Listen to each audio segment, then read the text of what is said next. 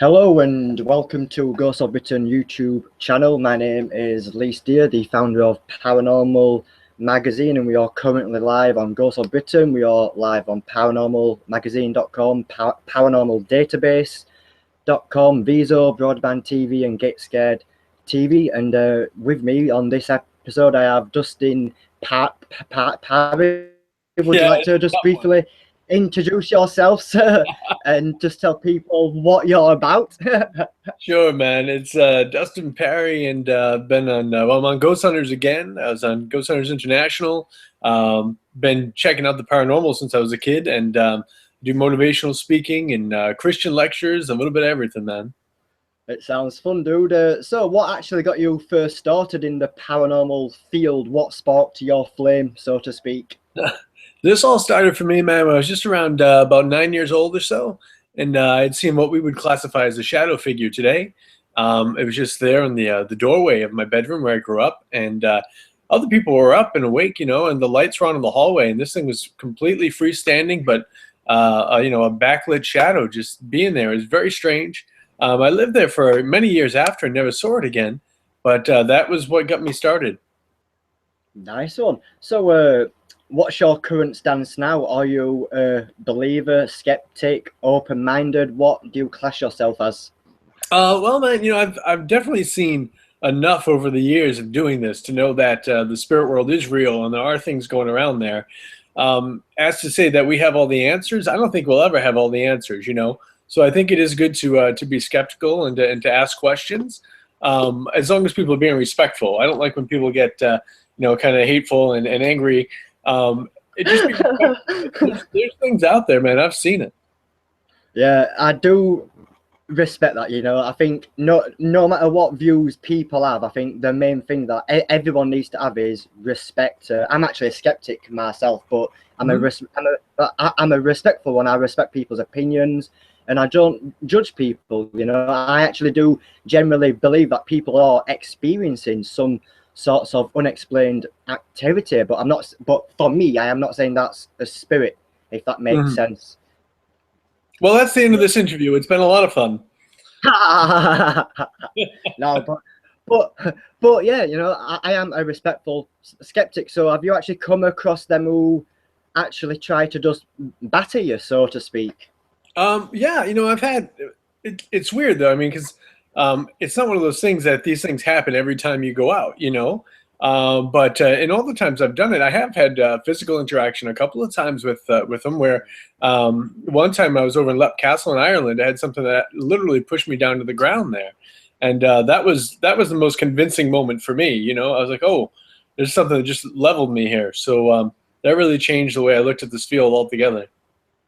Nice one. So was you actually a part of a paranormal team before you got into the production side of things with Ghost Hunters? I never had an official team. I used to just go out with like people that I worked with, friends from around the way. I would get out of work a lot of times, and people would bring their friends and just be kind of waiting in the parking lot for me, and they didn't even know who I was. Like, are you that ghost guy? I was like, yeah, I guess, man. And I would take them to local places here in New England, and it was cool, man. That's how it started for me. I didn't know there were real teams before I started the shows. I thought it was just random people got together and did this kind of stuff. That's actually fun. But yeah, what would you say the field is like now? Do you think people are getting more interested in the paranormal, or do you think it's dying down? It's one of those things. I think if you look at it historically and you read the old publications, the old researchers' books, interest in the field as far as the public goes kind of, ebbs and flows, and a lot of people get interested in it, and then it kind of goes away a little bit.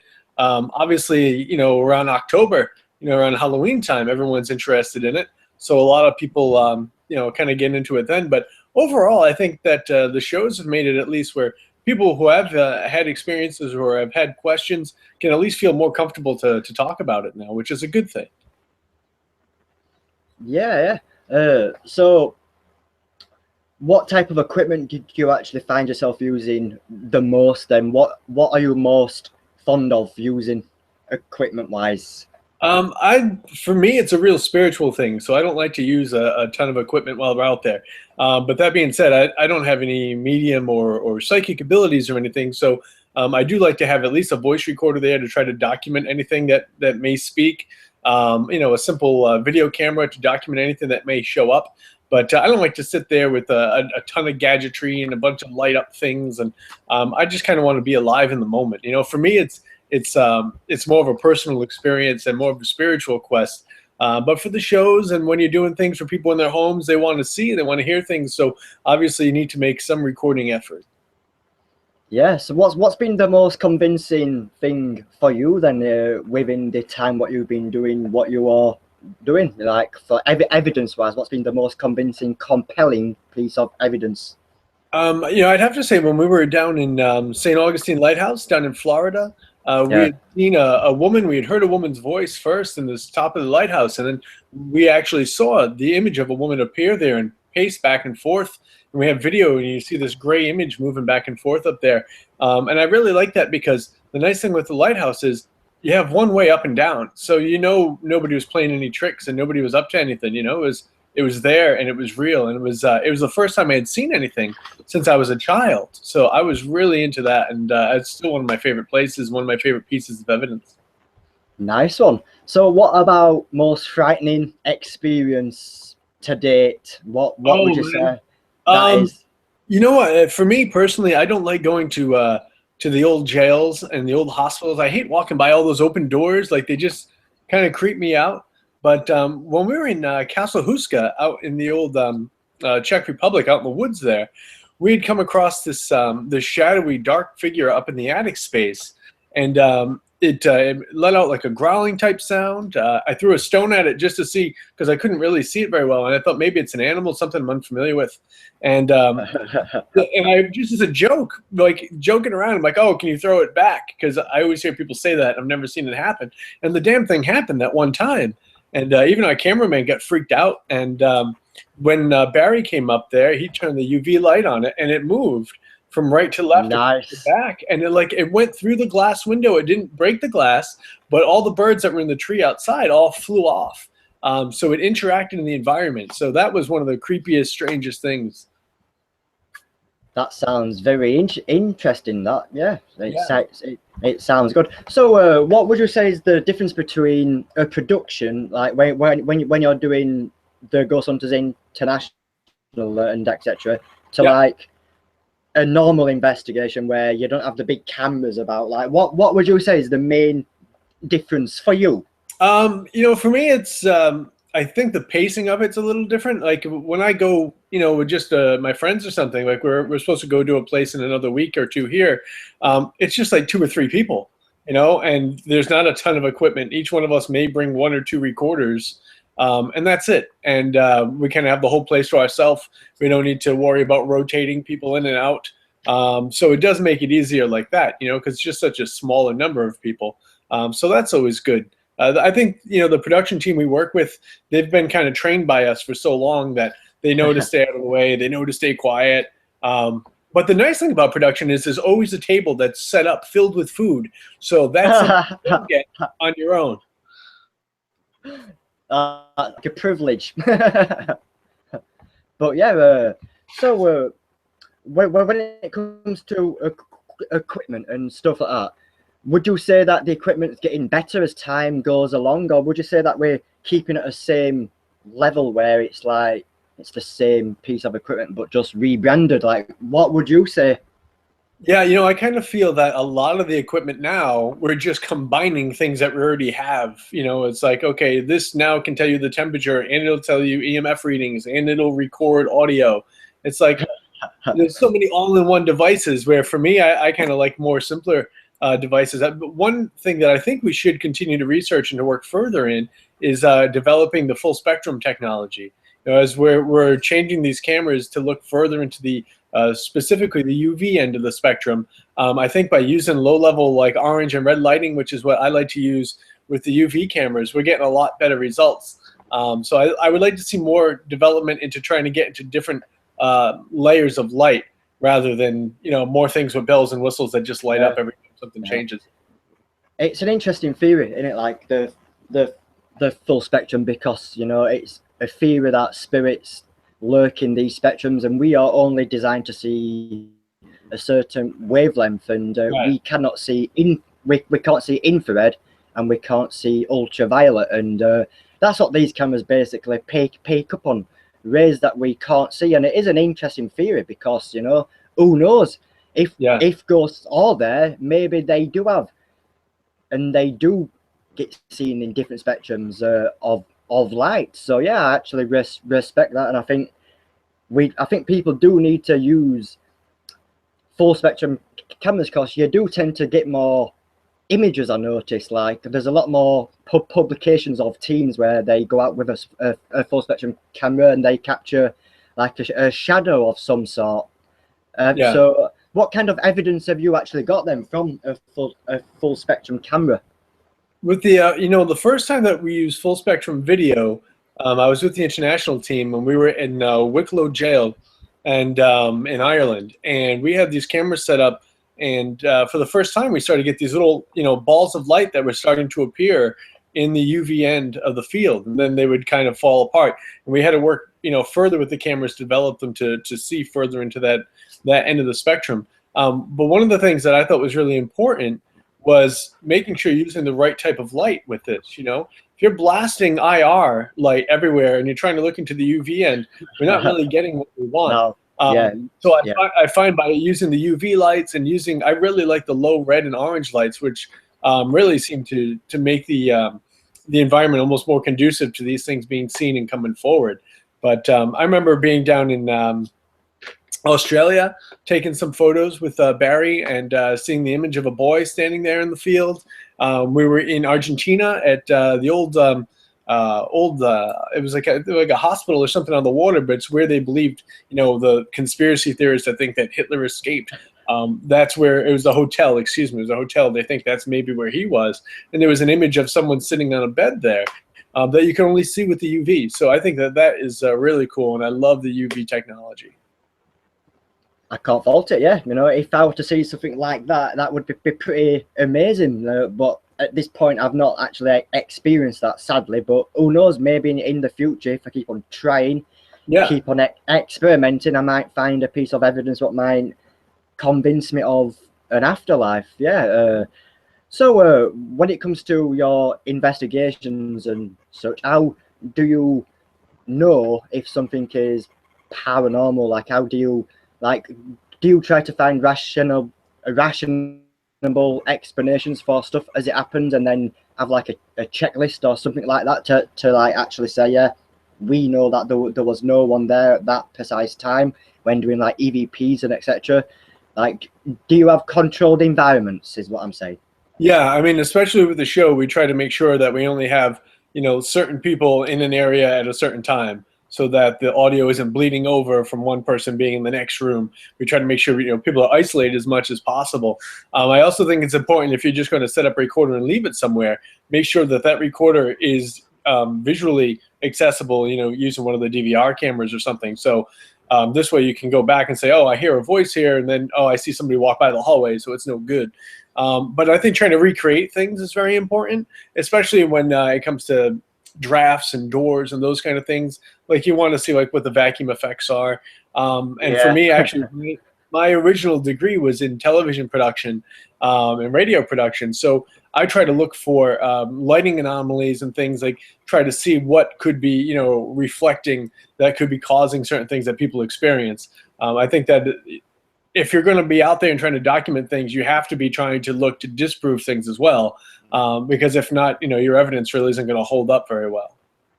Yeah, and you open yourself up to a lot of critics, don't you? Like, because if you don't look to both ends of the spectrum, then people will be like, well, how can we trust that person if you're not going to do that? But it's actually nice to know that you think like that. You know, it's refreshing, because there is a lot. There is a lot of people. That's what makes it difficult too. Like, when sometimes somebody will bring me a picture, or they'll email me a picture, and like, what do you think this is? I'm like, well, I can only see this much. Like, I don't know what is the lighting, what's behind the camera. You know, I can't really tell you if something's paranormal or not from a photo if I wasn't there, because there's so many things to take into consideration that I'm unaware of. Exactly, yeah, yeah. I think you've got to be there to really know what's going off, because these days when people send you pictures, photographs, videos, you are only getting a small section of the story and not the full picture. Like, you don't know who was there, what the time was, what the floors was made out of. There's tons of. Yeah. I know that it sounds stupid, but you know there is Oh, tons it's of. true. Yeah. Next question. What do you make of mediums and etc.? Do you believe that there is frauds out there in the medium side of the world? Oh yeah, man. Trust me. I mean, I can't even count how many mediums and psychics I've met, but I know about 2 or 3 that I think are on the money with things, and I think the rest of them are in it for the money. But there's some people that I've met that I've been blessed to have come across that really can tap into things, and it's amazing. And then it's kind of freaky because I don't want them to know all the stuff that goes on in here. But yeah, I think there's more people that want other people to believe they have abilities than actually do. But I do think there are some that are either, I don't know if it's something intrinsic to all of us and some of us just don't harness it as well, or if it's just some people are really gifted with these things. Yeah, like my own opinion on mediums. I've met quite a lot. I've been doing this 11 years myself, and I actually started a believer in the actual field, but now the more I've started to learn about science, and I started to really doubt the existence of a spirit life.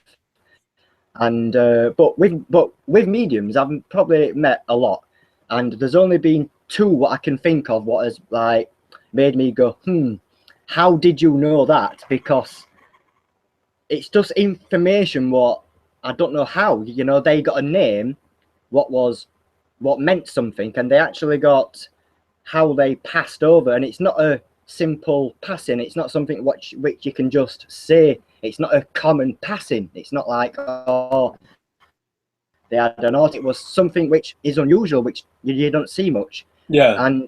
And that to me was amazing, because I don't know how that person did it. I don't know if I gave it off subliminally, but Yeah. I don't know. But I do believe people out there are convinced that they can talk to a spirit world, and I also believe that there's people out there who believe that they know that they are not talking to a spirit world. So I do think that there is both sides. I do believe that there is mediums out there who do trust themselves, who do think, yeah, I am confident, I believe I can talk to the other sides, and I respect that. I respect that there is mediums out there who really do think that they can tap in to that. But I don't respect the mediums who blatantly try to make you get scared and try to make you do the sob stuff. but yeah, have you had troubles with mediums and like trying to pull wool over you? No, but what is interesting? I'll get sometimes I do a lot of big events and the conventions and these things, and I'll be walking by to go to my table or whatever, and someone will stop me like, "Oh, you're going to be signing a big show contract and blah blah blah," and I'm like, "No, I'm not." I mean, it's a safe thing to try to forecast, I guess, but it's not something I'm even chasing after. Like, even going back to Ghost Hunters this time around wasn't something that I was even looking for. It just happened to come up. So so I always think it's kind of funny when people try to tell me that. But like I said, I have met a couple that have been spot on with things. So it is very interesting how that all comes to be. I don't know how it works, but there seems to be something to it for some of them at least. Oh yeah, exactly, and I respect that. I can't fault that. So what in the field? What don't you like if you've got to choose something? Oh man, I don't know. There's a lot of BS out there, for sure. I try not to talk negatively about anybody ever specifically. Oh no, and I don't want you to. Yeah, no, because I think that always says more about the person that's complaining than the people they're talking about. But I just don't like when I see people doing things that are not respectful. I don't like when I see people that are just trying to take advantage of others who have questions. and there seems to always be this weird competitiveness about whose evidence is better and who does this and that. And I'm like, Who's got the biggest T-shirt? yeah, you know, it's like, come on, man. Like, none of this stuff is proven per se. So how can you say that what you're doing is better than what somebody else is? So the ego, the competitive ego stuff starts to get to me after a while. It's just like, you know, there's really no reason for anybody not to be getting along while doing this. If you don't agree with something somebody does, I mean, that's fine. Just don't be a part of it. You know, I've worked with investigators on and off TV that some of the techniques that they like aren't techniques that I like. So, you know, either I won't take part in it or, you know, I'll just politely just step back. But I don't know. I just don't like the arguing and the little nitpicky nonsense.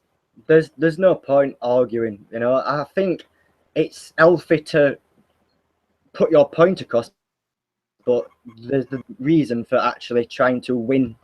Trying to win someone over, trying to actually convince someone of your own opinions. I think opinions should stay opinions, in your own opinions. But you know, but there is a lot of people out there who actually will try to convince you, and they will not stop until you go, yes, okay, I agree. but it's not always like that, and yeah, that's the main thing I hate as well. The thing what I do with this show, I tend to look in both sides of the story. I like to. The reason why I'm doing this is because I want to educate people, including myself. I want to learn more about the field because I believe everyone has the ability to learn more. Yeah. And if someone says that they know everything, then they need to go away. Yeah. Yeah. Because I'll tell you, when I do my lectures and stuff, because I do a lot of lectures at schools or, you know, events and whatever, and one of the slides I always put up is, I am not the expert in this field. Because I don't think that we can have experts in a field where no one knows for sure what's right. You know, I mean, maybe some people have spent more time, you know, researching something, so maybe they may be someone with more substance, but you can't be an expert without being able to prove something 100%. Exactly, yeah, and there is no experts in this field, so I totally respect that, and it's 100% true, because anyone who claims to be an expert, yeah, you know, why? It's like you said, it's not 100% proven to exist. So how can we have an expert in this field? So I fully respect that. Yeah. I really feel like it's one of the things I really like about the field, though. I think that as people ask questions, as people look into it further, for, you know, whatever side of the fence they're on with it, like you said, the ability to learn is there, the ability to experience different things. I think it's just amazing. And some of the things that you stumble across, some of the people that you meet, the stories, the history, it's so much more than, you know, do ghosts exist? It's the whole experience, you know, it's the folk tales, the heritage. You know, I think of all the history of these castles and things that I visited everywhere. It's an amazing tale of like our existence. And the questions that we have as people, wondering what happens after we pass on. And it's the shared question, you know, which is a wonderful thing. It really unites us across the globe.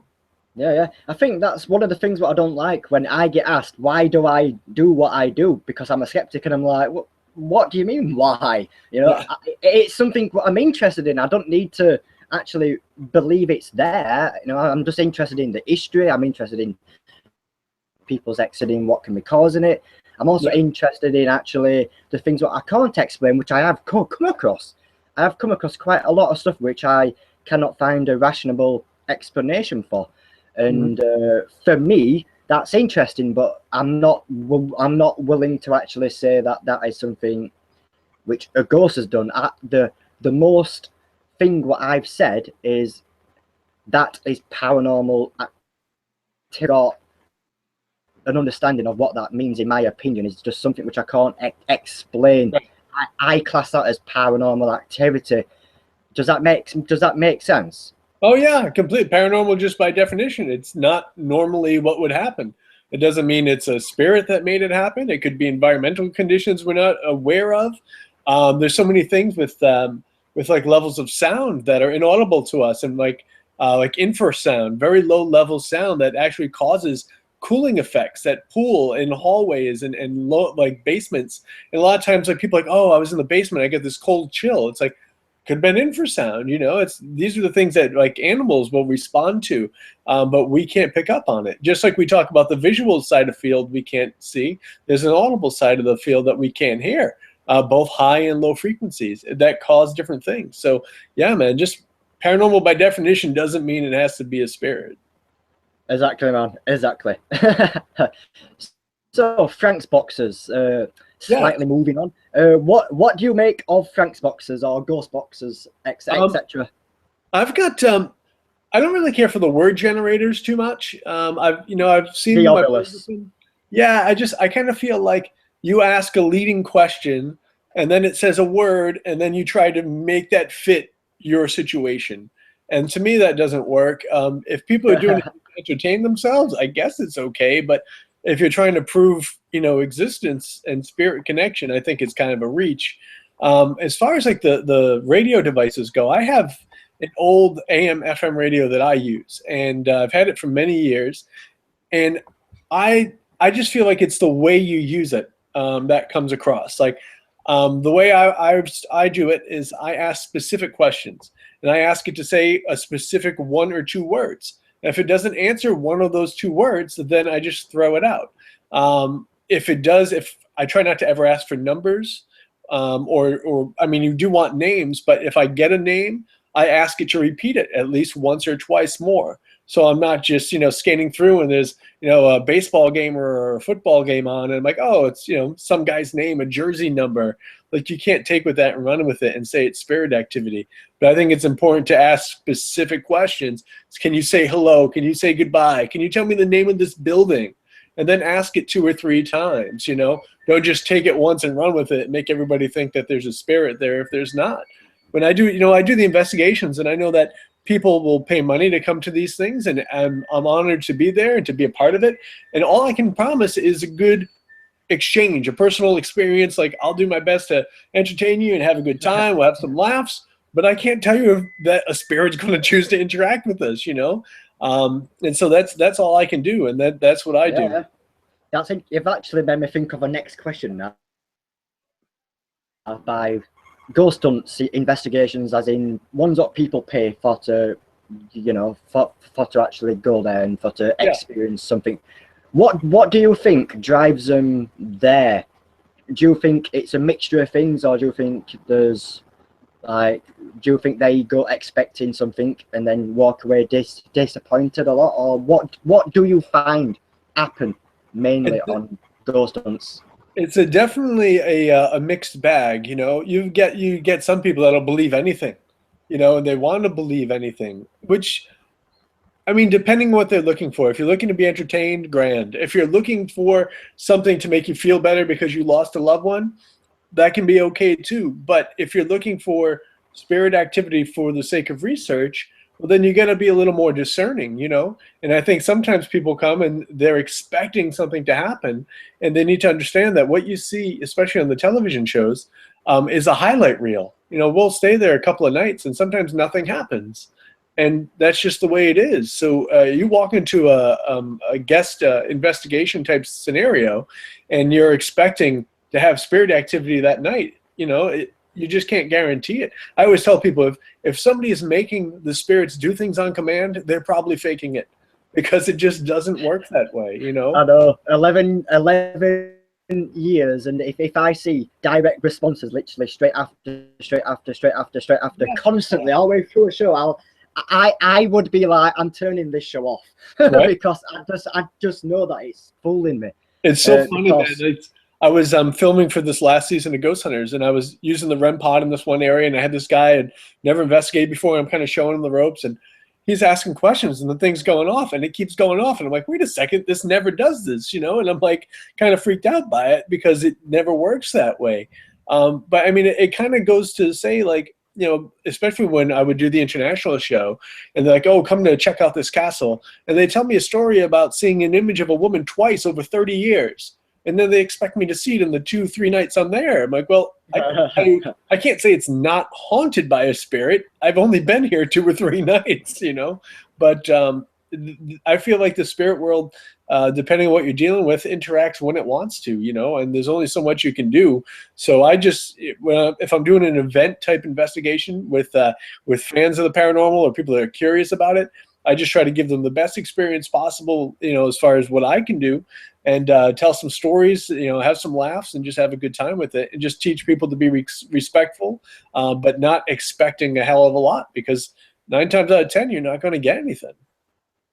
Exactly, yeah. And I think a lot of people do go to Ghosts expecting to see something, and I do respect that people actually always say at the start, if you've come to see something, you probably will not, because it's not what you see. It's like you say, you are actually there for hours, for even probably days and stuff. And it's like you said, it's a small segment of an extreme long investigation. Just all the best bits compiled in one 30-minute to 60-minute episode. So yeah, I totally respect that. Yeah.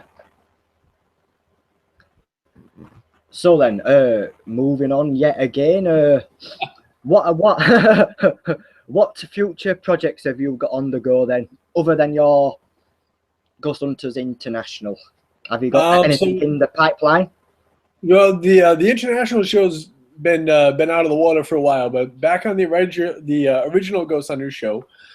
So we've got that going for season, I think 11. We just finished filming, so that's coming up this fall. I got some appearances coming up. I'm going to be over in Ohio at Poasttown Elementary. That'll be coming up in just next month, on the 16th. So that should be grand. Working on a couple of new books already. I want to try to get them out by the end of the year. And, you know, that's it, man. Just trying to keep it locked down, doing the day job. And that's it, man. Day-to-day stuff, you know.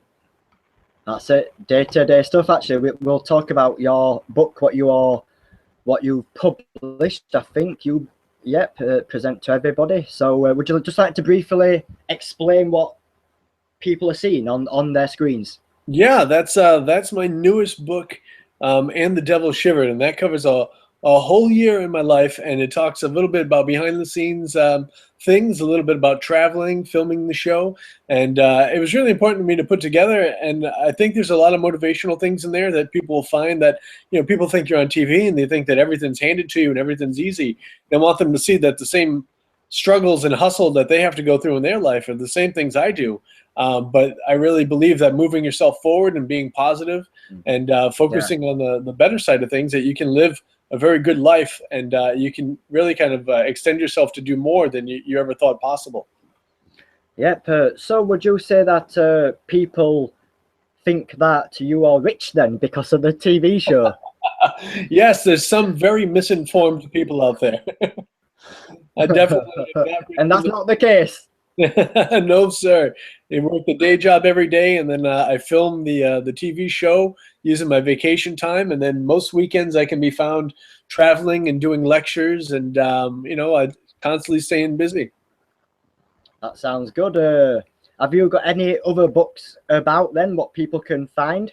Yeah, those are the 3 main ones right there. There's another one also that was put out on Lulu Press, was put out in My Home is Haunted Now What. But those top 2 there, What's Next and The Devil Shivered, are my 2 most recent ones.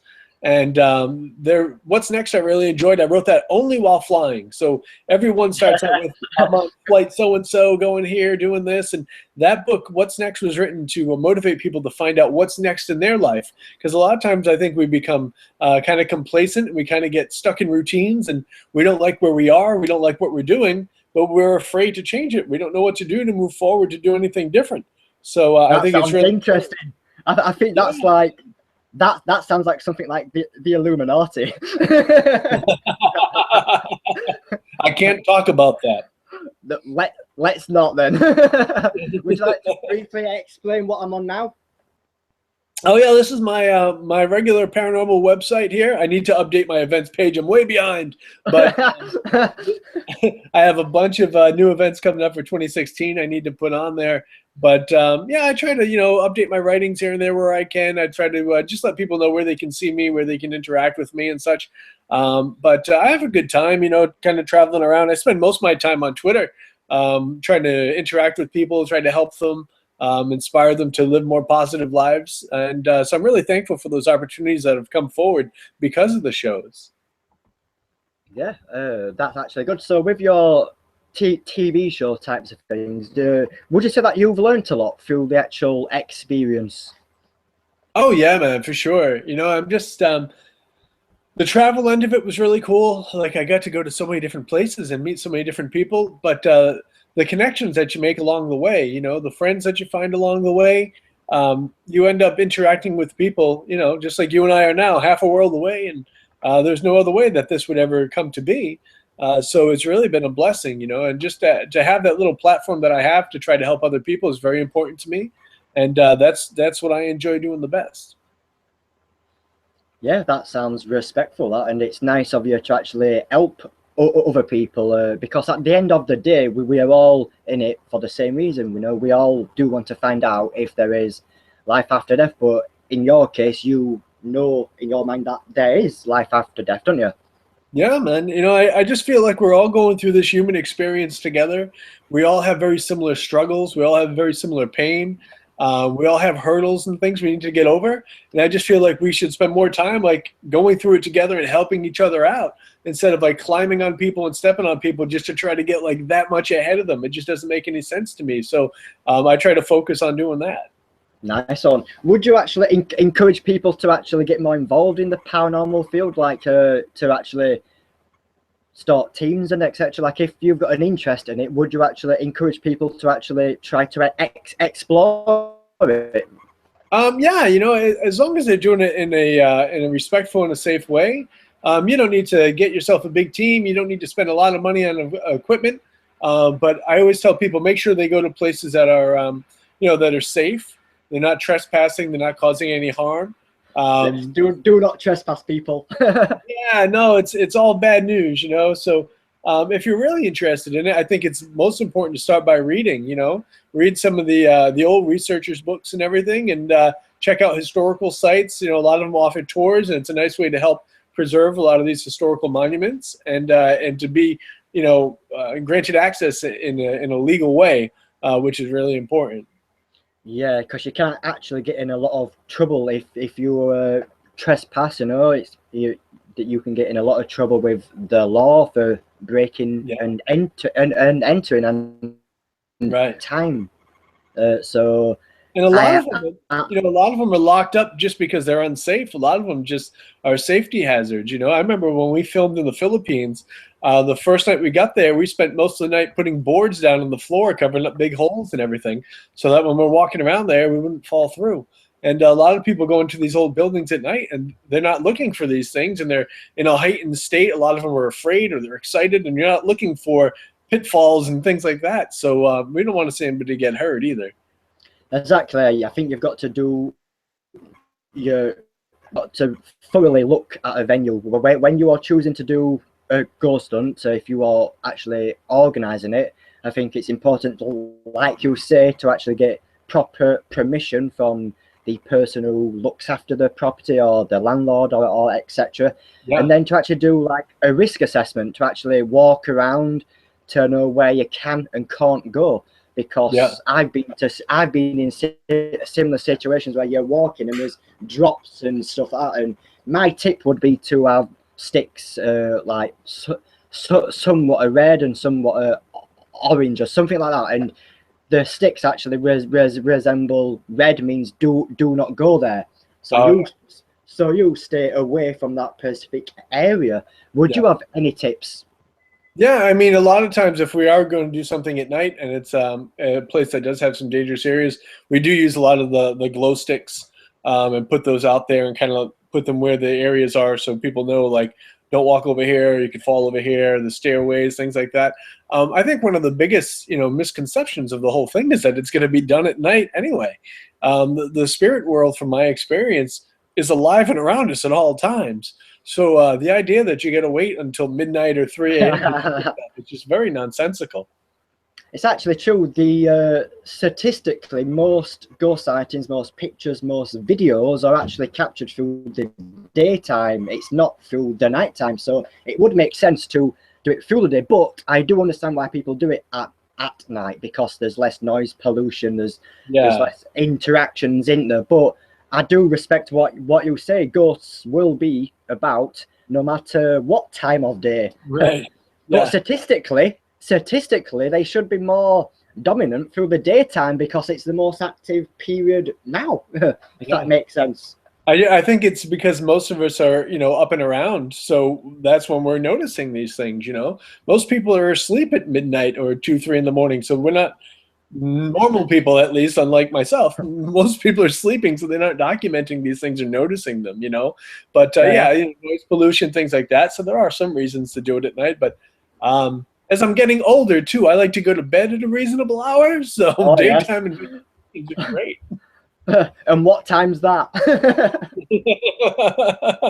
It all depends on the day, I suppose. It depends if you've had a rough day. Yeah. So, what's your view on Ouija boards and etc.? Do you believe they are dangerous tools which people should be wary of? And, the spirit boards have been around for a very long time. Very old school way of communicating, and I can't use them. I drink a lot of coffee. I've got a natural tremble in my fingers, so the planchette is all over the place. So it's not for me. I personally feel like regardless of what piece of equipment you're using, if you're putting it out there that you want to interact with these kind of things and you're opening the door for it to happen, then you got to just be careful, the mindset that you're in. I think it's more important to be in a good place mentally and physically and emotionally and spiritually than worrying about, I'm trying to use the spirit board, or I'm trying to ask them to talk into my recorder. You're still asking questions and you're trying to interact with things that we know very little about. Exactly. I'll tell you, actually, I would say that it's no different to using like a K2 meter, to using an EVP recorder, to using any type of spirit communication method. Yeah, I mean, outside of the fact that you're, my hands are on the planchette, and I'm kind of using that as the conduit to be moving things around. But at the same time, you're holding on to the K2 meter. You're holding on to these devices anyway, so you're a part of the process. Regardless of how I just feel like the spirit boards have gotten a bad rap over the years. If I could use them effectively, I'd try it, but I just can't. Yeah, I think Ouija boards have got a stigma, and people are afraid of that stigma through the stories, through the films, and etc. And yeah, but I think everyone's got their own opinion, haven't they? And it's healthy that we all share it. Yeah, what's amazing too, if you look at some of them. Like Bob Murch here in the U.S. has a huge collection of them and everything. He was actually involved with some of the last Ouija movie that came out. They're so beautiful. Some of the old ones are they look like art pieces. To look at all the different designs and everything that they put on them, they're very, very cool. Oh yeah, and I've seen some amazing coffee tables and stuff. What's like Ouija boards? I would definitely have one of them in my room. It's funny because I always tell people when we go through this life, right? And there's some of us that are so afraid of death, and we want to live forever, and we want people to always remember us and never forget who we are. And I tell them, what you should do when you die? Make sure you have it in your will that you want a nice flat stone that's made up to look like a Ouija board. So all the lonely kids in high school will come and get their planchettes and do Ouija boards on your gravesite forever. You'll never be forgotten. That is mint. That's amazing. Imagine that. That'd be crazy. In about 10 years' time, we'll be seeing loads of them. And it's all because of you. Yeah, I'm always starting trouble. It's funny though, because I always tell people, like, I go to graveyards quite a bit. I love to walk through the cemetery. I find it peaceful, relaxing. I think it's nice to go through in a respectful way and read people's stories that are on some of the stones and such. But I'm never one to investigate them. It's never been what I care to do. I don't think I always tell people, if I die, I'm not going to just stand over where my corpse is. It just seems silly to hang out there. Because you were talking about graveyards, that my next question was actually going to lead on, and it was going to say, would you say it's worthy of people investigating graveyards, in your opinion? But you've kind of answered it. Yeah. I mean, I know some people have said they get results there, and I know that there are some that have different apparitions people have seen that, you know, become very famous. But, you know, for me, it's not a place that I choose to investigate. It's outdoors. It's hard to handle the environment and everything there. So it's not a controlled environment. And I just feel like you can't get anyone's permission really to be doing that kind of thing. I just don't feel it's the respectful thing to do. So I like to go there. I like to walk there. I like to relax, but I don't really care to investigate there. Yeah, I'm not fussed about it either. I think it's a place of the rest, like you actually said. And if you pass me, I know where I'm going to be, and that's with loved ones. You know, you are going to go back home, aren't you? You are not going to stay in a graveyard. That just seems a bit strange. Indeed. Imagine if you had a full spectrum camera and you put it on the graveyard and everyone was just standing there across their grave. It would look so bizarre. If that happened, I would eat. I don't know. I'm not even going to say what I would eat, but yeah. So I'll probably get tagged in like hundreds of pictures now. But yeah, I do understand why people go, because not because they think it would be haunted by the people there, but in theory that spirits can walk anywhere. They can be around anywhere. It's not just the actual graveyard. There might have been something that happened on that land before the graveyard was there, like a past experience, like a battle or something along them lines. So it is possible to still capture something like you actually said. Oh, sure. Yeah, I just not a place I care to do, but I'm sure there's activity here and there, you know. Yeah. So what is it like investigating over the seas? Is it easy to find places to investigate? Yeah, you know, especially before, you know, when we were doing the international show, a lot of research would go into the places that we're going to go investigate, because a lot of money was spent in sending the whole production crew over there and shipping all our equipment. So we tried to really research the places we were going to go to. And you know, it produces its own challenges. Obviously, there's a lot of different things to take into consideration. Local customs, local beliefs. You want to be respectful of these things, so we try to spend some time reading and learning about that. And we always had somebody locally there to kind of walk us through those things too. So you know, we didn't overstep or cause any problems. But there's incredible opportunities and wonderful things I get to see in doing all that. Yeah, that sounds amazing. It really does sound good. That, yeah. So I think my last question is going to be more about the production side of things.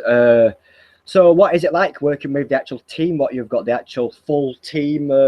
What, you know, the Ghost Hunters team, is everyone sound? Are you all good friends? Yeah, you know, it's a lot of us are kind of split up around different parts of the country, but most of us are based here in New England, so we live pretty close by. We all kind of do the events and stuff, so we see each other doing those as well. I think when it comes down to investigating, I think there's a lot to be said for the interaction between two investigators, you know, and how their spirit, how their energy, however you want to quantify it, works together. And this time around, back on Ghost Hunters, I'm having a grand time working with everybody, but it seems that working with KJ McCormick works best for me in terms of capturing evidence. We have a great time. We do a lot of joking around, which I think is good, because I think it charges the area with some good vibes, you know, and it shows that we're just good-hearted people having a good time. And it seems women and children seem to love us. We get a lot of interaction from women and children that have passed on. And I don't know, we're both just, you know, two good-hearted guys having a good time. So it's really been a lot of fun. I'm really enjoying it. It sounds good. I actually can't wait for to watch the actual series. It sounds interesting. So how can people find you? Best place to find me is on Twitter. If you want interaction, you get to find me on Twitter, which is just simply @Dustin Pari. You can check out my websites. There's paranormalrockstar.com and there's dustinpari.com. But for day-to-day interaction, Twitter's the best way.